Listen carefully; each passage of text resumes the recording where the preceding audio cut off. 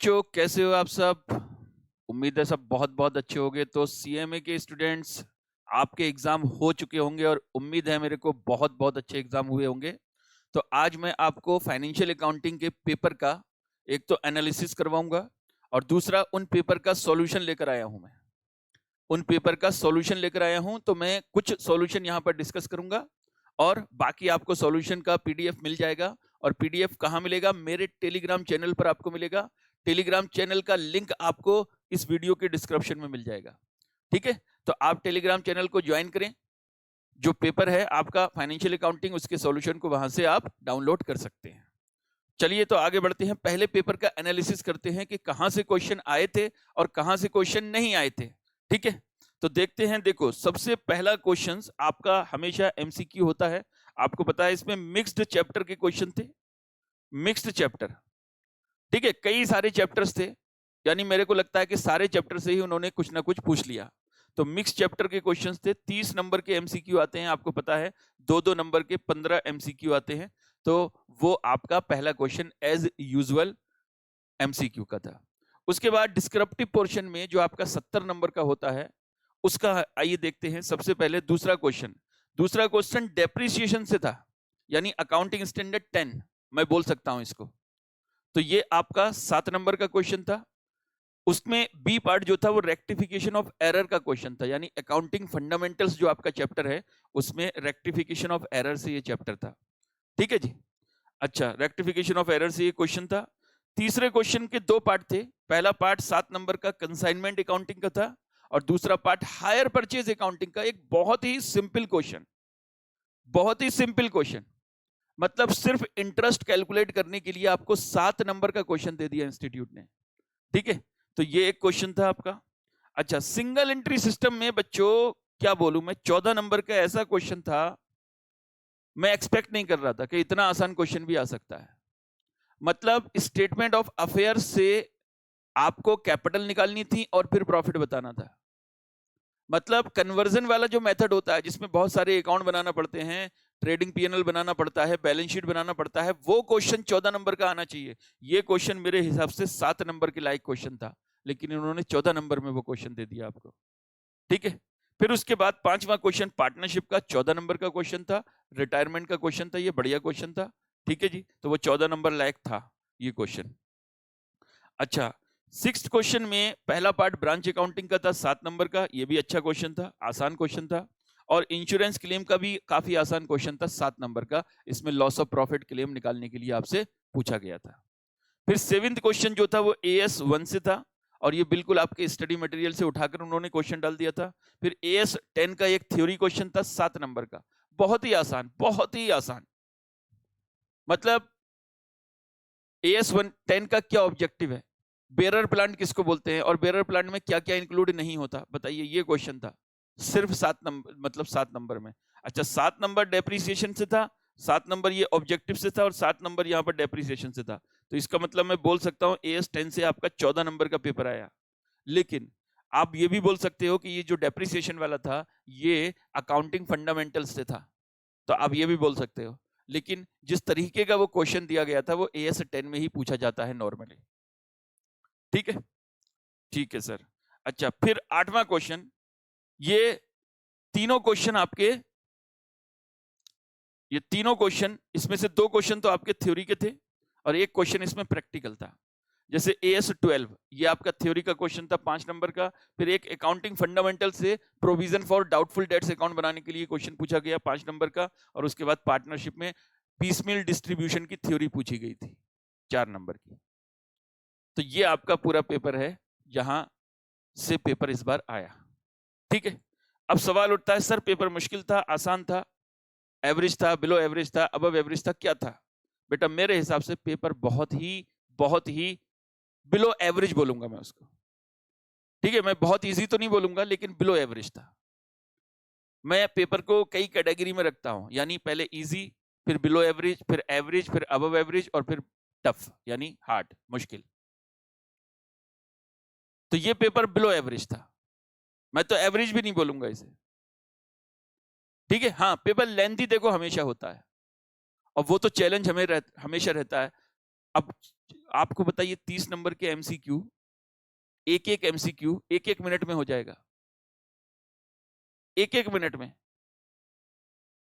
तो 15 एमसीक्यू होते हैं, तो 15 से 20 मिनट लगेंगे 30 नंबर का पेपर सॉल्व करने में। तो बाकी पेपर तो फिर लेंथी होगा ही थोड़ा सा, है ना। लेकिन ऐसा पेपर था कि आपने अगर प्रैक्टिस की है तो 30 मतलब 3 घंटे में आराम से पेपर हो जाएगा, इस तरीके का पेपर था। चलिए, तो ये तो था पेपर का एनालिसिस, कहां से क्वेश्चन आए। आइए अब पेपर का सॉल्यूशन मैं आपको दिखाता हूं एक बार। लो जी बच्चों, ठीक है। तो solution CMA inter group 1 solution of financial accounting for जून 2024। ठीक है, ये मेरा नाम है, ये मेरी क्वालिफिकेशन है। मैंने यहां पर एक अपना डिस्क्लेमर दिया है कि जो भी मैंने सॉल्यूशन बनाए हैं वो मैंने अपनी एजम्पशन के हिसाब से बनाए हैं। इंस्टीट्यूट की कोई एजम्पशन डिफरेंट हो सकती है, ठीक है। अगर आप लोगों का कोई सजेशन है, कोई फीडबैक है, तो मेरे को जरूर देना। आप इस वीडियो के कमेंट में लिखकर बता सकते हो, आप मेरे को मेल भी कर सकते हो। एक बार और बता दूं, पेपर सॉल्व करते वक्त मैंने सारी कैलकुलेशन मिस्टेक का ध्यान रखा है कि कोई कैलकुलेशन मिस्टेक ना हो, कोई कॉन्सेप्चुअल मिस्टेक का तो कोई चांस ही नहीं है, ठीक है। तो मैंने कैलकुलेशन मिस्टेक जो है उसका ध्यान रखा है कि ना हो, लेकिन फिर भी अगर कोई टाइपिंग एरर, कोई कैलकुलेशन मिस्टेक निकल आती है तो प्लीज मेरे नोटिस में जरूर लेकर आना, ठीक है। मैं उसको रेक्टिफाई करूंगा, समझ गए। कभी कभी क्या होता है, कोई कैलकुलेशन मिस्टेक आ जाती है, बच्चे कमेंट्स करना शुरू कर देते हैं, अरे सर आपने ये गलत कर दिया, ये गलत कर दिया। बेटे कोई नहीं, ह्यूमन एरर है, हो जाती है, ठीक है। कभी कभी टाइपिंग में मिस्टेक हो जाती है, कभी कैलकुलेटर गलत फिगर बता देता है, हो जाता है, कभी गलत बटन दब जाते हैं। तो कोई भी अगर इस तरीके की एरर हो जाती है तो उसे मेरे नोटिस में जरूर लेकर आए। आइए अब हम पेपर को डिस्कशन करते हैं। देखो, पहले आपका सेक्शन ए, और सेक्शन ए आपको पता है 15 नंबर के, वो 30 नंबर के 15 एमसीक्यू हैं और एक एमसीक्यू 2 नंबर का था। पहला question, select the correct equation. Accounting equation से क्वेश्चन है ये। अब आपको पता है इक्वेशन क्या होती है। देखो, asset is equal to equity plus liability. Equity मतलब कैपिटल, आप बोल सकते हो, ठीक है जी। इक्विटी का मतलब क्या होता है, कैपिटल।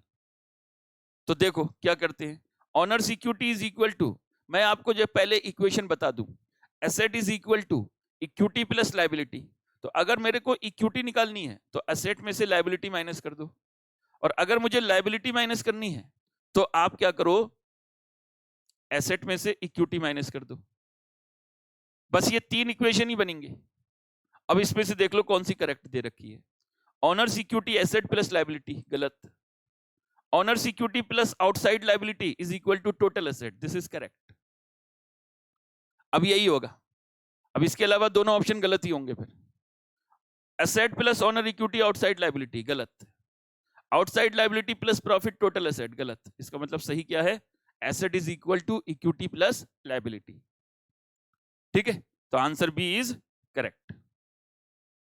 आगे, कैश इन हैंड अकाउंट में have, cash in hand account का बैलेंस हमेशा डेबिट होगा, हमेशा। बैंक का बैलेंस डेबिट भी हो सकता है, क्रेडिट भी हो सकता है, लेकिन कैश इन हैंड का बैलेंस हमेशा डेबिट होता है। तो देख लो, यही इसका आंसर है, पहला आंसर है, हमेशा इसका बैलेंस डेबिट होगा। अगर आपने कैश बुक बनाया है या आपने कैश अकाउंट बनाया है तो उसका बैलेंस या तो आएगा ही नहीं, कैश कॉलम जो होता है या कैश अकाउंट जो होता है उसका बैलेंस या तो आएगा नहीं, और अगर आएगा तो हमेशा डेबिट बैलेंस आएगा। डेबिट साइड का टोटल हमेशा क्रेडिट साइड के टोटल से या तो ज्यादा होगा या बराबर होगा, कभी भी डेबिट साइड का टोटल कम नहीं हो सकता, ठीक है। Number 3, fundamental accounting assumptions are, 3 होती है, पहले बता दूं, गोइंग कंसर्न, एक्रूअल और कंसिस्टेंसी। गोइंग कंसर्न, एक्रूअल और कंसिस्टेंसी, इसके अलावा कोई भी आपको कॉम्बिनेशन बनाकर दे दे गलत है। तो गोइंग कंसर्न, कंसिस्टेंसी, एक्रूअल, पहला ही आंसर ठीक है, पहला ही आंसर ठीक है आपका, ठीक है। तो answer A is correct. Choose the correct statement, आपको सही स्टेटमेंट चुनना है। Error of principle do not affect agreement of trial balance, ये बात ठीक है बिल्कुल। अब आपसे करेक्ट स्टेटमेंट पूछ रहा है तो यही पॉइंट ठीक होगा, फिर एक ही सही हो सकता है, बाकी तो गलत होंगे सारे। Error of principle do not affect agreement of trial balance. इसका मतलब यह है कोई प्रिंसिपल एरर हो जाती है तो उससे ट्रायल बैलेंस के ऊपर कोई इफेक्ट नहीं पड़ता। बिल्कुल सही बात है। प्रिंसिपल एरर कौन सी होती है? जैसे आपने कैपिटल एक्सपेंडिचर को रेवेन्यू एक्सपेंडिचर मान लिया, रेवेन्यू एक्सपेंडिचर को कैपिटल एक्सपेंडिचर मान लिया, रेवेन्यू इनकम को कैपिटल इनकम मान लिया, कैपिटल इनकम को रेवेन्यू इनकम मान लिया। तो ऐसी जो भी एरर्स होती हैं वो एरर ऑफ प्रिंसिपल कहलाती हैं। अब एरर ऑफ प्रिंसिपल से ट्रायल बैलेंस के ऊपर कोई फर्क नहीं पड़ता, क्योंकि जो डेबिट और क्रेडिट आपको देना होता है वो तो आपने दे दिया। मान लो आपने मशीनरी परचेज किया और परचेज अकाउंट में लिख दिया, तो एंट्री होनी चाहिए थी मशीनरी टू कैश, यहां आपने एंट्री बना दी purchase account debit to cash.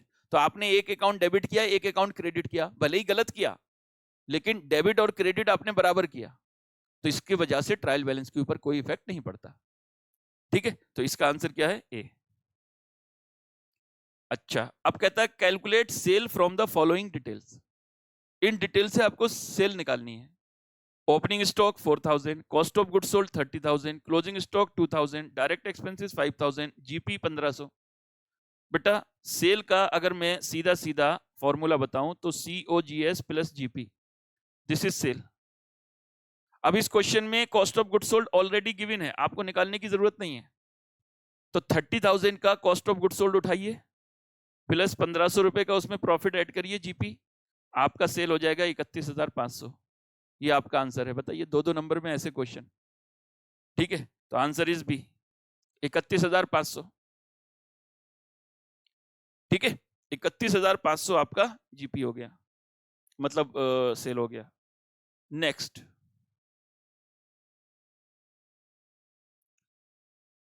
में है mister P issued cheque worth ₹15,000 in March 24, out of which 10,000 only were presented for payment by 31st March 2024.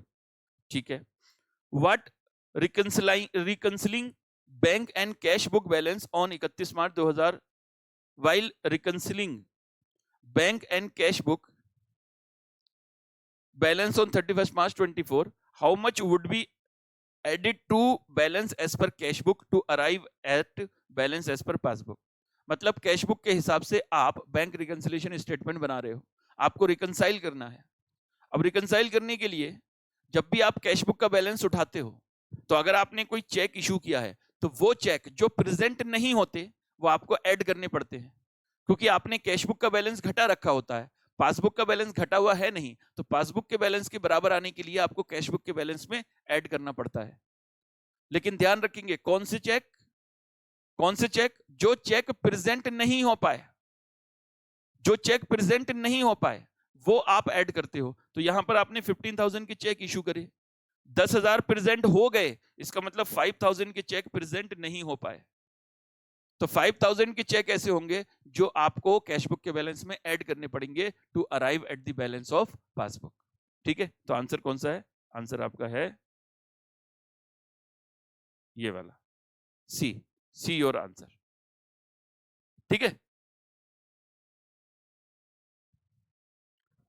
हाँ जी, तो आते हैं नेक्स्ट क्वेश्चन पर।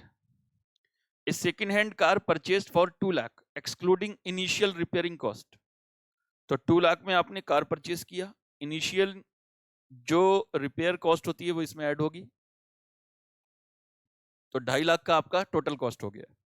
आपने इसको 2 साल के बाद 1 लाख रुपए में बेच दिया। ठीक है, it if depreciation is charge at the rate of 20% on WDV, profit और loss on sale of car is. तो आपको निकालना पड़ेगा पहले तो इसका 2 साल के बाद का WDV। तो आप देखो 2.5 लाख रुपए का एसेट था, पहले साल 20% डेप्रिसिएशन लगा होगा, फिर जो वैल्यू बची होगी उसमें 20% डेप्रिसिएशन लगा होगा, तो इसकी वैल्यू बचेगी 1,60,000। 1,60,000 की चीज को आपने 1 लाख में बेच दिया। तो बताइए जरा आपका 60,000 का क्या हो गया? लॉस हो गया। तो 60,000 का लॉस हो गया। द आंसर इज,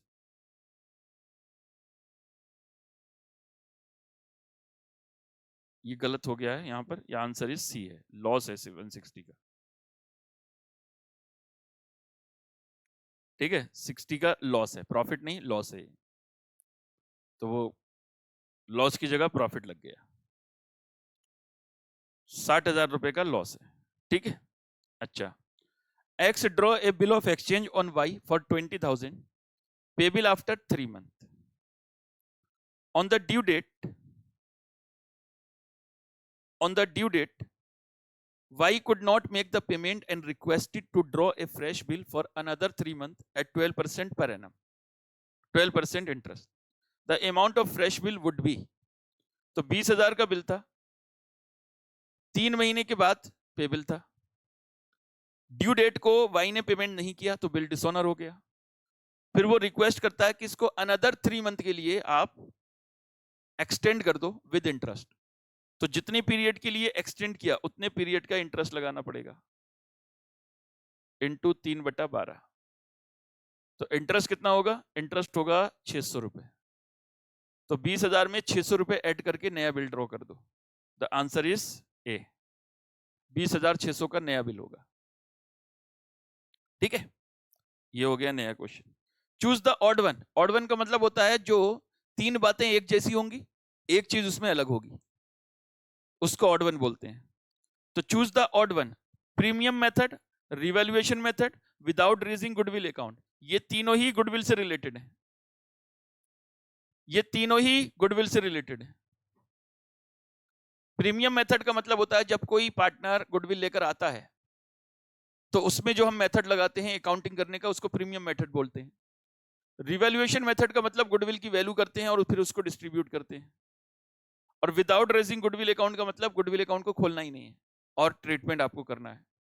अच्छा, रिवैल्यूएशन ऑफ अनरिकॉर्डेड एसेट, ये फिर रिवैल्यूएशन कॉन्सेप्ट में पहुंच गए हम कि एसेट का रिवैल्यूएशन जब होता है, वही मशीनरी बढ़ाना घटाना, स्टॉक बढ़ाना घटाना, बिल्डिंग बढ़ाना घटाना, वो जो रिवैल्यूएशन अकाउंट बनता है। तो ऑड वन इसमें डी है, तो आंसर इज डी। अच्छा, operating lease is a revocable, non revocable, operating, none of the above. Revocable contract होता है। ऑपरेटिंग लीज में क्या होता है? 11 महीने तक का एग्रीमेंट बनता है पहले तो, या फिर 11 महीने से ज्यादा भी बनता है तो वो कभी भी तोड़ा जा सकता है। ठीक है, तो वो रिवोकेबल होता है, उसमें होता है क्लॉज वगैरह भी होते हैं इसी तरीके के कि वो कॉन्ट्रैक्ट रिवोक हो सकता है। तो ए आंसर है इसका। Next,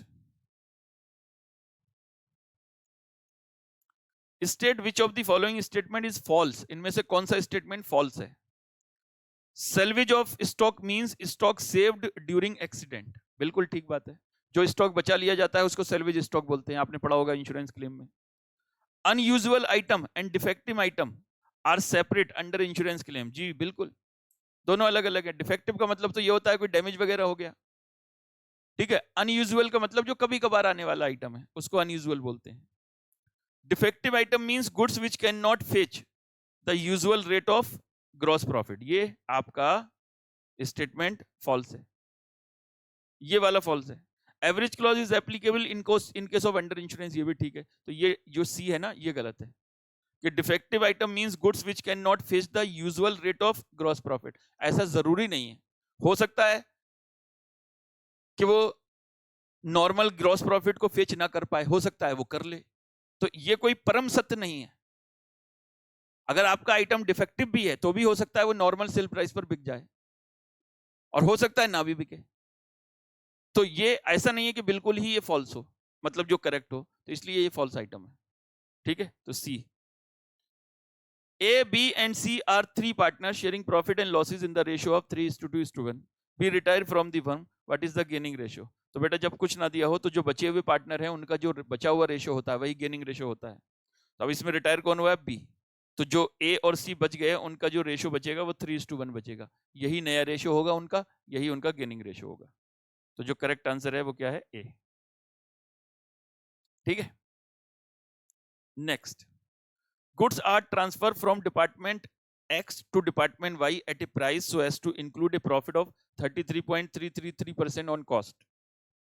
If the value of closing stock of department Y is 18,000, then amount of stock reserve on closing stock will be. तो देखो 18,000 रुपए का स्टॉक ऐसा है जो दूसरे डिपार्टमेंट से आया है।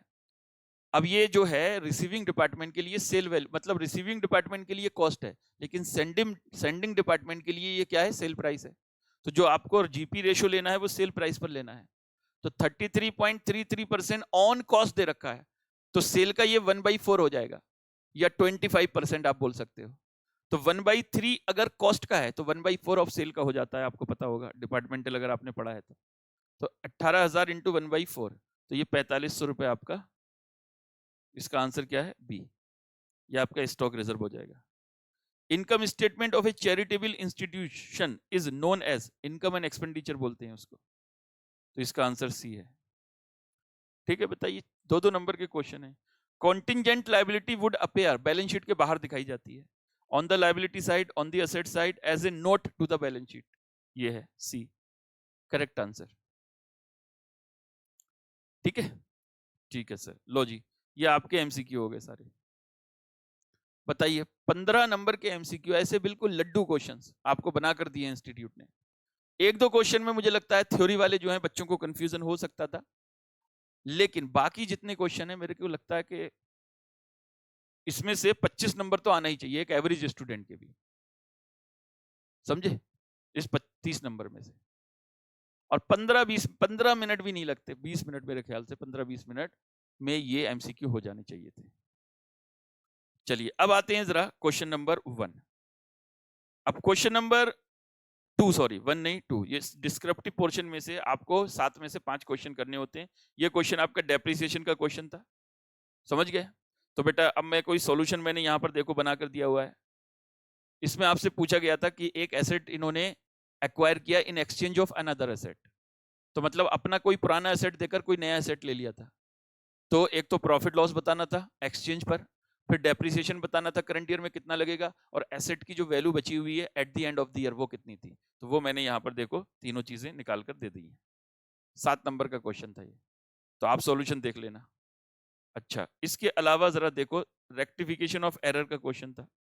अच्छा, रेक्टिफिकेशन ऑफ एरर के क्वेश्चन में अगर देखें तो आप देखो 31 मार्च 2023 को अकाउंट क्लोज हो रहे हैं और गलती का पता चला 25 अप्रैल 2023 को जाकर, मतलब अगले साल जाकर। तो जब भी हम नेक्स्ट अकाउंटिंग ईयर में जाकर किसी भी रेक्टिफिकेशन, किसी भी एरर को रेक्टिफाई करते हैं, तो जो नॉमिनल या इनकम एक्सपेंसेस से रिलेटेड आइटम्स होते हैं ना, उनको पीएनएल एडजस्टमेंट अकाउंट के थ्रू रेक्टिफाई करते हैं। जैसे मान लो सैलरी आपने पे किया और क्लर्क के अकाउंट में डेबिट कर दिया, तो उसकी जो रेक्टिफाइड एंट्री होती है वो सैलरी टू क्लर्क।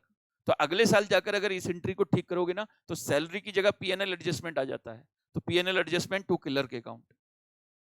तो ऐसे ही अगर रेंट है, सैलरी है, परचेज है, सेल है, सेल रिटर्न, परचेज रिटर्न, इनसे रिलेटेड जब भी कोई रेक्टिफिकेशन होगा, तो डेप्रिसिएशन है या और भी चीजें हैं, तो आप पीएनएल एडजस्टमेंट अकाउंट के थ्रू करोगे। लेकिन जब एसेट लायबिलिटी या किसी पार्टी के अकाउंट का रेक्टिफिकेशन करोगे तो फिर उनको उसी के नाम से करते हैं। तो वो तो आपने पढ़ा ही होगा। तो ये मैंने आपको सॉल्यूशन बनाकर दिया है। 4 एंट्री थी कुल मिलाकर, 7 नंबर का क्वेश्चन था। ठीक है, तो ये आप सॉल्यूशन देख लेना, आपको टेलीग्राम चैनल पर पीडीएफ मिल जाएगा, उसमें से देख लेना। क्वेश्चन नंबर 7 बहुत ही बढ़िया क्वेश्चन था, ये कंसाइनमेंट का क्वेश्चन था। कंसाइनमेंट का क्वेश्चन था, कंसाइनर ने कंसाइनी को गुड्स भेजा, इसमें उसने आपसे एक तो कंसाइनमेंट अकाउंट पूछा था, एक आपसे एबनॉर्मल लॉस अकाउंट यानी लॉस इन ट्रांजिट अकाउंट पूछा, और एक जो पार्टी है यानी जो कंसाइनी होता है उसका अकाउंट पूछा। तो ये दोनों जो है आपको तीनों अकाउंट बनाकर दिखाने थे। तो मैंने देखो तीनों अकाउंट आपके बनाकर दिखाए हैं यहाँ पर। पहले कंसाइनमेंट अकाउंट, फिर जो जतिन है, जतिन कौन था ये, कंसाइनी, उसका account loss in transit account, फिर कुछ वर्किंग नोट बनाने थे, वो वर्किंग नोट मैंने यहाँ पर बनाकर दिए हैं। ठीक है, तो ये आपका सॉल्यूशन हो गया इस क्वेश्चन का, क्वेश्चन नंबर 3 का। अच्छा, क्वेश्चन नंबर 3B का बहुत ही आसान क्वेश्चन था बच्चों, हायर परचेज का। हायर परचेज में देख लो, सिर्फ इंटरेस्ट निकालना था बेटा, सिर्फ इंटरेस्ट। तो ये इंटरेस्ट मैंने यहां पर निकाल कर दिया है। ठीक है, तो आप लोग देख लेना कैसे इंटरेस्ट निकालते हैं। आपको पता है कि मैंने पहले डाउन पेमेंट के बाद का यहाँ पर फिगर लिखा ओपनिंग बैलेंस में, फिर इंस्टॉलमेंट का अमाउंट ये था, फिर हमेशा जो है ओपनिंग बैलेंस पर इंटरेस्ट कैलकुलेट करते हैं, फिर जो इंस्टॉलमेंट के अमाउंट में से इंटरेस्ट माइनस करके क्लोजिंग बैलेंस बचता है, फिर इस ओपनिंग बैलेंस में से cash price of instalment minus करोगे तो आपका क्लोजिंग बैलेंस बचेगा, और ये ऐसे ही चलता रहता है। अच्छा, 14 नंबर का क्वेश्चन ये आया था सिंगल एंट्री सिस्टम का, बहुत ही आसान क्वेश्चन, क्या बोलूं मैं इसके बारे में, मतलब मैं इसको 7 नंबर से ज्यादा क्वेश्चन नहीं मानता, लेकिन 14 नंबर का क्वेश्चन पूछा गया, सोचो 14 नंबर का क्वेश्चन। ठीक है, तो इस क्वेश्चन को देख लेना, इसमें मैंने सॉल्यूशन आपको बनाकर दिया है। ये देखिए इसका सॉल्यूशन, पहले स्टेटमेंट ऑफ अफेयर बनाना था, यानी कैपिटल निकालना था। ये स्टेटमेंट ऑफ अफेयर मैंने पहले बनाया, कैपिटल निकाल कर दिया। उसके बाद स्टेटमेंट ऑफ प्रॉफिट और लॉस बना कर दिया, ठीक है, स्टेटमेंट ऑफ प्रॉफिट और लॉस, और फिर जो है ये प्रॉफिट निकाल कर दिया इस बार का।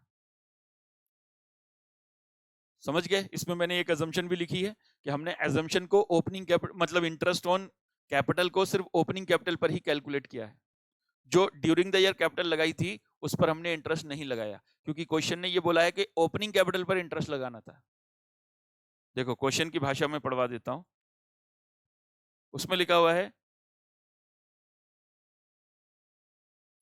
ये देखो, interest on opening capital, opening capital, सिर्फ ओपनिंग कैपिटल पर इंटरेस्ट लगाना था, इसलिए मैंने एडिशनल कैपिटल पर नहीं लगाया है। कल को जाकर हो सकता है इंस्टीट्यूट एडिशनल कैपिटल पर भी इंटरेस्ट लगाकर दे दे, इसलिए मैंने अपनी अजम्पशन के हिसाब से क्वेश्चन बनाया है, और मैंने वो अजम्पशन लिख भी दी है यहाँ पर। वैसे लिखने की जरूरत थी नहीं क्वेश्चन के हिसाब से, लेकिन फिर भी मैंने सेफ साइड के लिए लिख दिया है कि we have calculated interest on capital only on opening capital as specified in question, interest is not calculated on additional capital. फिर 5 नंबर क्वेश्चन में 14 नंबर का क्वेश्चन था ये आपका पार्टनरशिप का, और ये पार्टनरशिप में रिटायरमेंट का क्वेश्चन था, रिटायरमेंट, ठीक है। तो ये पूरा क्वेश्चन था, इसमें एक तो गुडविल की वैल्यूएशन उसने करवाई थी, तो ये मैंने पहले गुडविल का वैल्यूएशन करके दिया, 9,36,000 आया। फिर गुडविल का ट्रीटमेंट आपको करके दिया, कौन डेबिट होगा कौन क्रेडिट होगा, तो यहाँ पर देखो एक्स डेबिट होगा, जेड डेबिट होगा, और जो पार्टनर रिटायर हुआ है वो क्रेडिट हो जाएगा,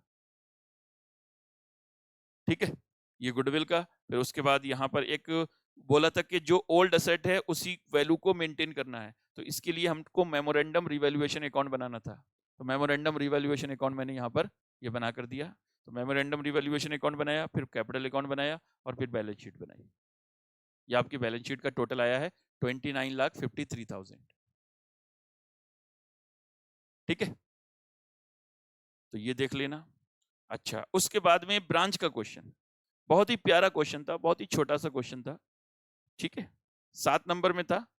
सिंगल एंट्री सिस्टम को देखते हुए तो ये क्वेश्चन पड़ा था, अगर इसको 14 नंबर में दे देता तब भी मैं जस्टिफाई कर सकता था कुछ, वैसे तो ये भी 14 नंबर लायक नहीं है, लेकिन वो तो बहुत ही छोटा क्वेश्चन उन्होंने 14 नंबर में दे दिया, और इसको 7 नंबर में दिया, ब्रांच अकाउंटिंग को,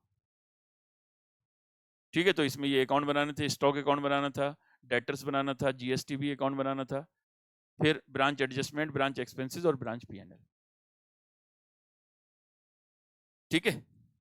अच्छा, उसके बाद में देखिए इंश्योरेंस क्लेम का क्वेश्चन था, लॉस ऑफ प्रॉफिट क्लेम से क्वेश्चन था, ये बढ़िया क्वेश्चन था, बहुत ही आसान, कुछ भी इसमें ऐसा कोई मतलब कोई ऐसा अटपटा पॉइंट नहीं था जो बच्चे कंफ्यूज हो, ठीक है, जैसे ऊपर ब्रांच में भी कोई ऐसा अटपटा पॉइंट नहीं था जो बच्चे कंफ्यूज हो, ऐसे इसमें भी बिल्कुल भी कोई भी अटपटा पॉइंट नहीं था जो बच्चे कंफ्यूज हो।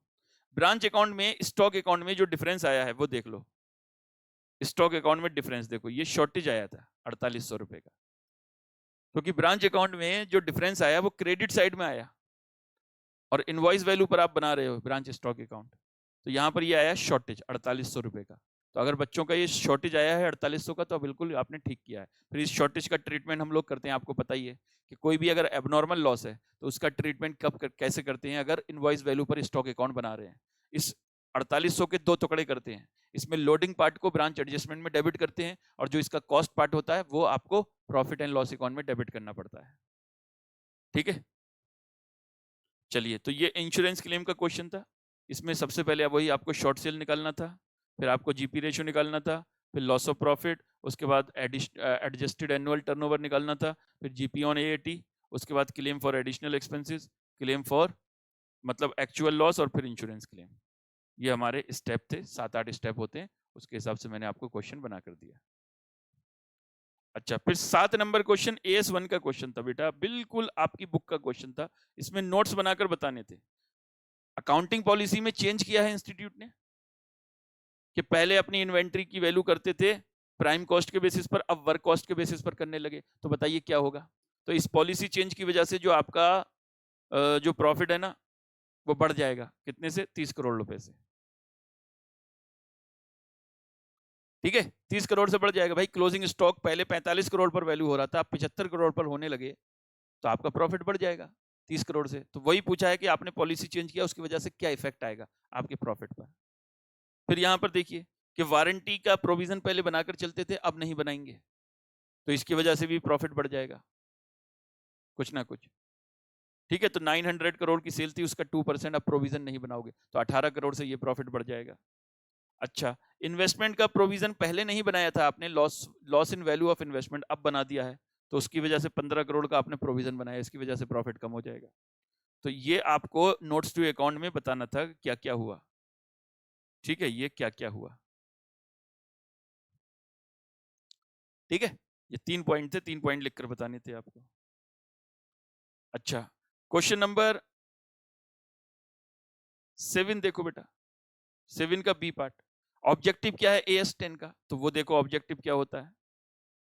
पीपीई को रिकॉर्ड करना, पीपीई की मेजरमेंट करना, पीपीई का प्रेजेंटेशन कैसे होगा, ये सब ऑब्जेक्टिव होता है, ये मैंने लिख कर दिया है। बेरर प्लांट क्या होते हैं और बेरर प्लांट में क्या क्या इंक्लूड नहीं होते, ये पूछा गया था आपसे। तो बेरर प्लांट क्या होते हैं आपको पता ही है कि बेरर प्लांट्स वो होते हैं जो इन प्रोडक्शन और supply of agricultural produce expected to bear produce for more than one period, have a remote likelihood of being sold as a agricultural produce except for incidental scrap sales। ये सब definition होती है कि bearer plant वो होते हैं जो आपने किसी एग्रीकल्चर प्रोडक्ट को प्रोड्यूस करने के लिए रखे हैं, जैसे आम का पेड़ हो गया, एप्पल ट्री हो गया। ठीक है, 1 साल से ज्यादा चलेगा और स्क्रैप के तौर पर बेचने की संभावना ना के बराबर हो उनकी, यानी आप पेड़ काट कर नहीं बेचने वाले, जो उसका फ्रूट है वो बेचते हो। क्या क्या नहीं आते, जो भी कंज्यूमेबल बायोलॉजिकल एसेट होती हैं, लाइव स्टॉक हो गया, क्रॉप, ठीक है जी, plant cultivated for sale as agricultural produce, कोई आपने ऐसे प्लांट इसलिए उगाए कि उन्हें काटकर बाद को एग्रीकल्चरल प्रोड्यूस के तौर पर बेचोगे। ठीक है, कुछ ऐसे प्लांट आपने उगाए कि उसे काटकर लकड़ी के तौर पर बेचोगे, तो वो भी आपके बेरर प्लांट में नहीं आते। एनुअल क्रॉप्स जो होती हैं आपकी, जैसे गेहूं, मेज, मेज मतलब मक्का, पैडी, धान वगैरह, तो ये आपके बेरर प्लांट में नहीं आते। अच्छा, AS10 क्वेश्चन नंबर 8A में जो AS12 का क्वेश्चन था ये, तो इसमें पूछा था कि प्रेजेंटेशन ऑफ गवर्नमेंट ग्रांट कैसे होगा फाइनेंशियल स्टेटमेंट में। तो आपको बताना था, ये मैंने आपको बता दिया है कि अगर कोई स्पेसिफिक फिक्स एसेट की ग्रांट है तो उसका प्रेजेंटेशन कैसे होगा। 2 मेथड होते हैं, या तो आप डिडक्शन मेथड से कर दो या फिर आप डेफर्ड इनकम मेथड से कर दो। फिर अगर कोई रेवेन्यू ग्रांट है तो उसको या तो P&L में इनकम के तौर पर सेपरेट दिखा दो या रिलेटेड एक्सपेंसेस में से माइनस करके दिखा दो। तो यही जो है आपका ग्रांट से रिलेटेड था। अगर कोई प्रमोटर कंट्रीब्यूशन का ग्रांट है तो उसे कैपिटल रिजर्व में क्रेडिट कर दिया जाता है। अच्छा, ये provision for doubtful debts account बनाने का क्वेश्चन था आपका। तो इसमें एक तो बैड डेट्स अकाउंट पूछा था, एक provision for doubtful debts account पूछा था, और P&L और बैलेंस शीट के एक्सट्रैक्ट पूछे थे आपसे। तो ये मैंने यहाँ पर देखो पहले बैड डेट्स अकाउंट बनाकर दे दिया, उसके बाद में प्रोविजन बनाकर दिखाया, ठीक है जी, और फिर P&L में कितना जाएगा वो दिखाया, और बैलेंस शीट में कैसे प्रेजेंटेशन होगा। तो ये देख लेना आप सॉल्यूशन, 5 नंबर का क्वेश्चन था। और फिर है पीसमील डिस्ट्रीब्यूशन क्या होता है, तो 4 नंबर का थ्योरी का क्वेश्चन ये था, ये मैंने आपको थ्योरी लिखकर बता दी, पीसमील डिस्ट्रीब्यूशन क्या होता है। ठीक है, तो ये था आपके पेपर का सॉल्यूशन, बस मैंने थोड़ा डिस्कस किया है। सॉल्यूशन तो मैंने डिटेल आपको दे दी है PDF में, आप देख लोगे। PDF आप टेलीग्राम चैनल पर जाकर डाउनलोड कर सकते हो। ठीक है, so thank you very much. यही पेपर का सॉल्यूशन था। अगर किसी बच्चे को मेरी CA में इंटर की क्लासेस चाहिए तो प्लीज आप मेरे को कांटेक्ट करना। आपको डिस्क्रिप्शन में मेरा जो WhatsApp नंबर है वो मिल जाएगा।